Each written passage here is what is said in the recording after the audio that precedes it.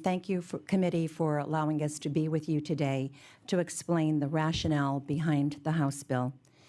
In response to the rising costs for compliance with federal stormwater regulations, I introduced this bill, which would allow counties to use impact fee funds, or MS4, otherwise known as stormwater management, for that particular purpose.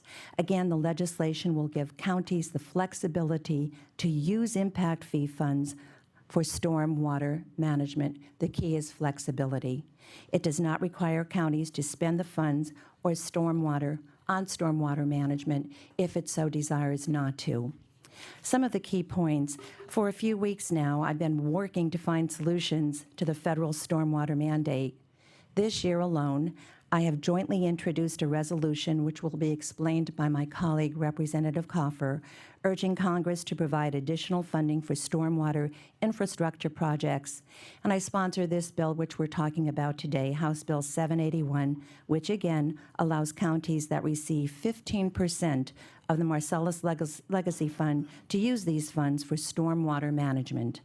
Under the current distribution formula, about $25.5 million is distributed to state agencies. 60% is deposited into the Unconventional Gas Well Fund, and 40% is deposited into the Marcellus Legacy Fund.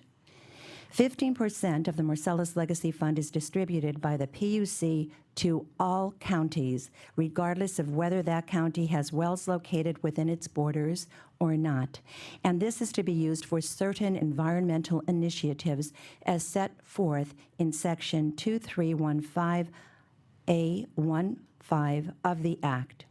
House Bill 781 would amend this portion to provide counties the flexibility to decide whether or not they would like to use these funds for projects such as greenways, recreational trails, or stormwater management. My district, which is House District 117, represents Lackawanna, Luzerne, and Wyoming counties.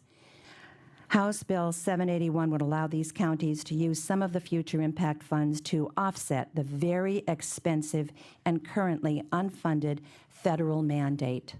So once again, the impact funds, the legacy funds, they are designated to help counties with greenways, with pathways, and with environmental projects. So now I feel is the time to protect the constituents with allowing those funds, if so desired, to take at least an attack on this egregious fund that has been placed on our hands. It's an unfunded mandate with due respect to the Chesapeake Bay, which I certainly believe needs to be protected, but there's got to be another way to fund this. It came down from federal government, again, as an unfunded mandate, and this is my way of trying to find some money from our counties to help defray the cost for the taxpayer. And I'll leave you with this thought. When I left my district on Sunday to come to Harrisburg, there were signs lined up throughout my county, throughout the entire 2 counties that I represent, end the rain tax. People are very concerned with the high cost, which you'll hear from another presenter, what's going on in Jackson Township, what some of our farmers are faced with. Not only farming, but now our churches, our schools, our grocery stores, our small businesses, our fire companies. Every one of these wonderful places that we go to, that we patronize, that we support, are being lambasted with this fee. So there's got to be a way to pay for this.